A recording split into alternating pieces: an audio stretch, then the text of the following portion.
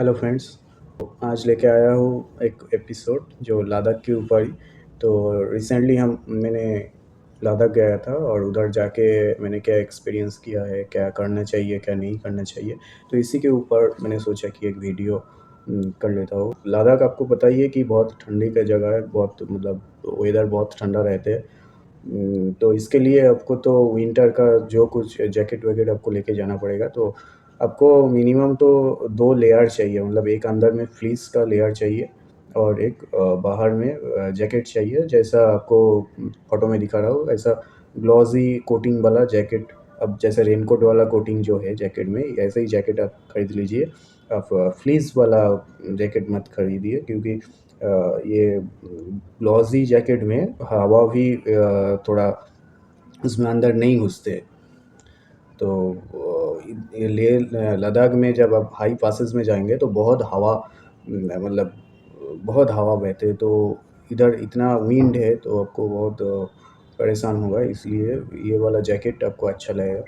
और आपको तो सॉक्स चाहिए अच्छा वाला। अच्छा, एक मैंने और एक सजेस्ट करूँगा कि पैंट का भी एक अच्छा विंटर पैंट वाला कुछ खरीद लीजिए, जिसमें अंदर में एक विंटर लेयर रहेगा।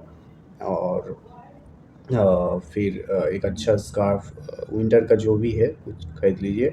और जो एक और एक नया चीज़ बताऊंगा कि वार्मी एक मतलब वार्मर पैड होता है, जिसमें एक केमिकल रिएक्शन के बाद वो गर्म हो जाते हैं धीरे धीरे और बहुत देर तक वो गर्म रहते हैं। तो ये आपको काम पे आएगा अगर अगर आपका हाथ ठंडा हो रहा है, कुछ भी ठंडा हो रहा है तो आपको ये ऐसा ठंडे का जुगाड़ रखना चाहिए। अच्छा, और एक बात है कि अगर आप बारिश के टाइम पे जा रहे हो और हो सकते है कि वेदर ठीक है, अचानक बारिश आ गया, तो आपका बारिश का भी सामान लेना पड़ेगा। तो बारिश के लिए आप रेन कोट तो ले सकते हैं, एक रेन पैंट, रेन कोट, और मैं बोलूँगा रेन ग्लोव्स भी आप लीजिए। अगर आपको रेन ग्लोव्स मतलब ऐसा करके कुछ नहीं मिलेगा तो आप जो बर्तन धोने का, जो बर्तन साफ़ करने का एक ग्लोव्स मिलते हैं, किचन ग्लोव्स, वही आप खरीद लीजिए।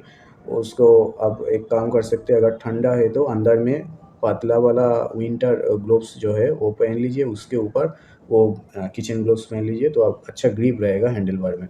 और एक है कि बहुत जगह पे वाटर पासेस है जहाँ पे आपको वाटर क्रॉस करना होगा, स्ट्रीम है, तो आपका पूरा शू भीग जाएगा, तो आपका पैंट भी भीग जाएगा। तो इससे अच्छा है आप एक रेन शू कवर होता है, शू कवर आप खरीद लीजिए, जैसा अब मैं दिखा रहा हूँ। तो ऐसा रेन का भी आपको जुगाड़ रखना चाहिए।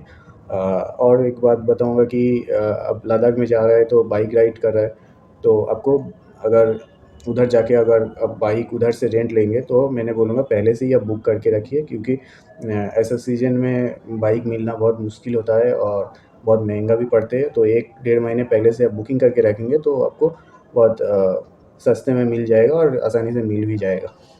और एक है कि आप कौन-सा बाइक लेंगे, तो मैं बोलूँगा लद्दाख में तो हिमालयन एडवेंचर वाला बाइक ज़्यादा ही चलते हैं, पर मैं अभी लद्दाख घूम के देखा हूँ कि इधर रास्ता इतना अच्छा है और मतलब 97% जगह रास्ता इतना टारमैक है, प्लेन टारमैक। तो आपको मतलब सस्पेंशन लेके कोई दिक्कत नहीं होगा। थोड़ा पावर चाहिए, आपका स्कूटी हो या बाइक हो, थोड़ा पावर चाहिए, क्योंकि हाई पासेस में थोड़ा ऑक्सीजन कम रहते हैं और इतना खड़ा है तो ऊपर उधर चढ़ने में भी पावर लगेगा, थोड़ा टॉर्क वर्क चाहिए। तो आपको एकदम 100 सीसी वाला बहुत दिक्कत करेगा। तो मैं बोलूँगा 100 सीसी से ऊपर अब 150 200 जो भी अच्छा लगेगा, 200 बहुत बढ़िया है। 200 सीसी इज़ गुड। और रूम मैं बोलूँगा रूम बुक करके जाइए, क्योंकि कुछ जगह है कि रूम उधर नहीं मिलते, जैसा हानले में आपको रूम मिलना बहुत दिक्कत होगा। हो सकते हैं जल्दी पहले से ही बुक करके जाइए और पहले से सस्ता भी मिलेगा। आप उधर जाके बुक करेंगे तो इतना डील अच्छा डील नहीं मिलेगा। नेक्स्ट है कि लद्दाख में इतना हवा इतना पतला है तो ऑक्सीजन का परसेंटेज भी कम है। तो इसके लिए मैं बोलूँगा ऑक्सीजन सिलेंडर एक रखिए, मस्ट हैव। और डायमॉक्स, पैरासीटामॉल ये भी रखिए, अगर आपको कोई बीमारी हो जाएगा तो डायमॉक्स 1-2 खा लीजिए अगर दिक्कत होगा। तो और भी अगर आपका कोई अपना पर्सनल मेडिसिन है वो भी ले सकते हैं। और एक है कि लद्दाख में पोस्टपेड चलते हैं, प्रीपेड नहीं चलते हैं, तो आपको उधर जाके अच्छा है कि एक सिम ले लीजिए लोकल वाला पोस्टपेड सिम 350 लेगा, तो ये बढ़िया है। नहीं तो आप अगर आपके पास पहले से ही पोस्टपेड सिम है तो वो भी काम चलेगा, आप आसानी से चला सकते हैं, क्योंकि लद्दाख में आजकल तो यूपीआई सब लोग ले रहा है। मतलब मैं तो 99% जगह पे यूपीआई यूज़ किया हूँ, कुछ जगह पे कैश लिया। तो आप उस जगह पे भी आप बोल सकते हैं, अगर आपके पास कैश नहीं है तो यूपीआई में पेमेंट कर सकते हैं। फिर भी मैं बोलूँगा कैश आप कुछ परसेंटेज 25% 30% कैश लेके जाइए अगर ज़रूरत पड़े तो। और बोलूँगा मैं, अगर आप बाइक लेके ही जा रहे हैं तो रास्ते में बाइक कुछ ख़राब हो सकते हैं, मैकेनिकल कुछ गड़बड़ हो सकते हैं, और उसको नट बोल्ट सब ढीला हो सकते हैं, इतना स्ट्रेसफुल राइड होता है। तो मैं बोलूँगा थोड़ा बाइक टूल्स लेके जाइए, मैं टूल्स का एक लिस्ट दे देता हूँ डिस्क्रिप्शन में, तो आप ये सब टूल्स आप लेके जा सकते हैं। अगर ग्रुप राइड कर रहे हैं तो ग्रुप में कोई एक भी लेगा तो चलेगा, नहीं तो शेयर करके लीजिए। और टूल्स के साथ एक टायर इन्फ्लेटर भी लीजिए जो हवा भरने का काम पे आएगा। अगर आपका जाते टाइम टायर में पंक्चर हो गया, हवा निकल गया, तो हवा भरना पड़ेगा। लद्दाख में ऐसे जगह है कि आपको दूर दूर तक कुछ नहीं मिलता है, मतलब बहुत सुनसान खाली जगह है ये, तो आपको उस जगह पे आपको तो टायर इन्फ्लेटर चाहिए, नहीं तो आपको धक्का मार के बाइक कितना दूर लेके जाएंगे।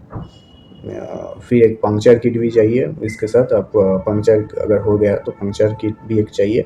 थोड़ा देख लीजिए यूट्यूब से या कोई दुकान से कैसे पंक्चर, आपको आई होप आप देखा ही होगा अपना बाइक में कैसे पंक्चर रिपेयर करते हैं।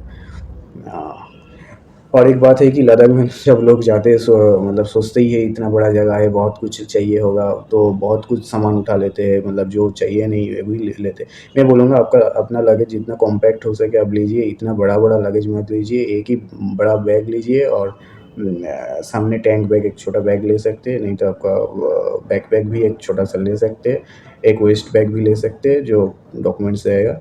ज़्यादा बड़ा बड़ा बैग मत लीजिए, क्योंकि इधर हवा में आपका बाइक बहुत हिलते रहेगा, और चढ़ाई में मतलब चढ़ने में भी बहुत दिक्कत होगा भारी लगेज लेके।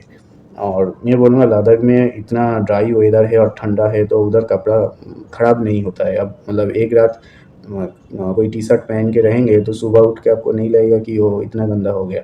तो एक टी शर्ट तो आप 2 दिन आराम से चला सकते हैं, तो आपको इतना मतलब आपका घर जैसा अगर गर्म होता है तो गर्म जगह जैसा ऐसा नहीं है।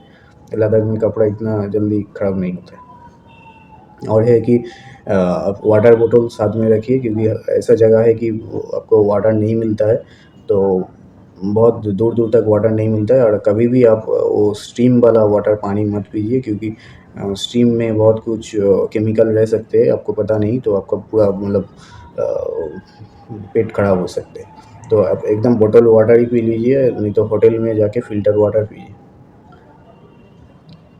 और एक है कि आपको आपके साथ कोई वाटर के साथ फूड भी रहना चाहिए, थोड़ा छोटा मोटा ड्राई फ्रूट्स बिस्किट वगैरह रखना चाहिए, नहीं तो आपको बहुत लॉन्ग लॉन्ग एरिया में आपको ऐसा जगह है कि कोई दुकान वुकान नहीं है, उधर सब कुछ मिल जाएगा, आपको चेक पोस्ट भी मिलेगा पर दुकान नहीं मिलेगा, खाने का कुछ नहीं मिलेगा। और आप तो कोई घर में जाके पूछ नहीं सकते थोड़ा खाना दीजिए, तो आपके साथ खाना रखिए, घर मिल जाएगा दुकान नहीं मिलेगा। तो जहाँ पे आपको दुकान मिलते हैं उधर से आप थोड़ा-थोड़ा खाना उठा लीजिए, पैकेट खाना, और पैकेट अपने साथ ही रखिए, इधर-उधर मत फेंकिए। और बोलूँगा कि नॉन-वेज जो इधर होता है, आप थोड़ा नॉन-वेज हो सके तो अवॉइड कीजिए, क्योंकि इधर जो चिकन और मटन का मतलब जो नॉन-वेज बनते हैं, ये मतलब इधर एयर प्रेशर इतना कम है, तो ये फुल्ली कुक्ड नहीं होता है, ये लोग थोड़ा हाफ कुक रहते हैं। अब घर जैसा हम ऐसा खाना नहीं बनते, तो इधर मतलब नॉन-वेज फुली बॉइल्ड नहीं होता है, मतलब जो भी हो थोड़ा-थोड़ा हार्ड रह जाता है, अनकुक्ड रह जाते हैं। तो अब नॉन-वेज अवॉइड करेंगे तो अच्छा है। और जो मैंडेटरी है लद्दाख जाने का, थोड़ा कैश लेके तो जाइए, पहले बोल दिया। आपके साथ डॉक्यूमेंट्स का प्रिंट रखना चाहिए, डॉक्यूमेंट्स तो ऐसे ही ओरिजिनल रहते हैं। 1-2 कॉपी प्रिंट रख लीजिए, एक पावर बैंक रख लीजिए, क्योंकि कई जगह पे हल्ले जैसा उधर नहीं मिलते हैं इलेक्ट्रिक, वो एकदम टाइम विंडो है, इसी टाइम पे बिजली आते हैं फिर चला जाते हैं। और बोलता हूँ कि लद्दाख में पहले लोग तो जेरिकन लेके जाता था, अभी इतना पेट्रोल पंप ज़्यादा हो गया तो जेरिकन लेने का इतना ज़रूरत नहीं है, फिर भी अब अब आपको चाहिए कि पैंगोंग के साइड आपको ऑयल नहीं मिलते, फिर भी घर में मिल जाते, लोगों के पास मिलते हैं, पंप नहीं है। तो अब जेरिकन ले सकते हैं, 5 लीटर का एक बैकअप रख सकते हैं।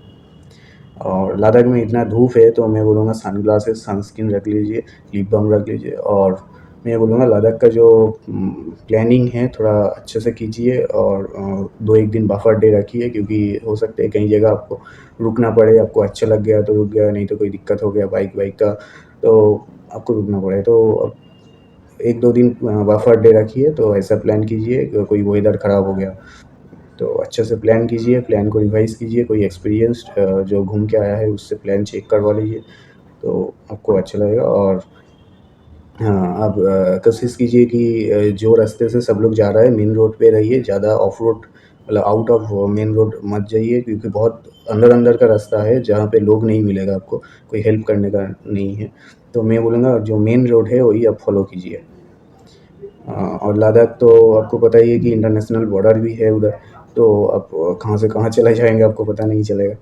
तो ऐसा हो सकता है कि अब कोई रास्ते पे चला गया और वापस आने का मैप नहीं है आपके पास, फ़ोन नहीं काम कर रहा है उधर, तो मतलब फ़ोन सही से काम नहीं करते, और टावर भी नहीं रहेगा आपको हिल के अंदर, मतलब इंटीरियर एरिया में, तो आपको दिक्कत हो सकती है। आप मैं बोलूँगा एक ऑफ़लाइन मैप डाउनलोड कर लीजिए जो फुल्ली ऑफ़लाइन में चलेगा।